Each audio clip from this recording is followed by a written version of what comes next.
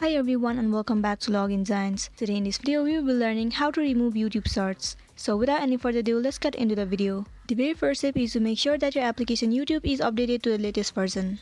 Once you have updated, open the application YouTube. Head over to your profile at the top right corner.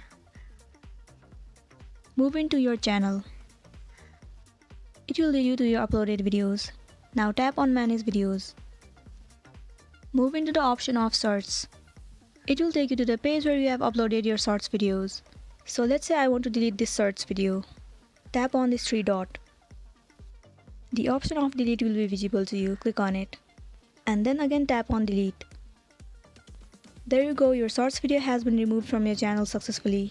Likewise, you can delete other Shorts videos if you want to. So this is it for today, and this was the tutorial video on how to remove YouTube Shorts. I hope this video is gonna help you out. Thank you for watching it till the end.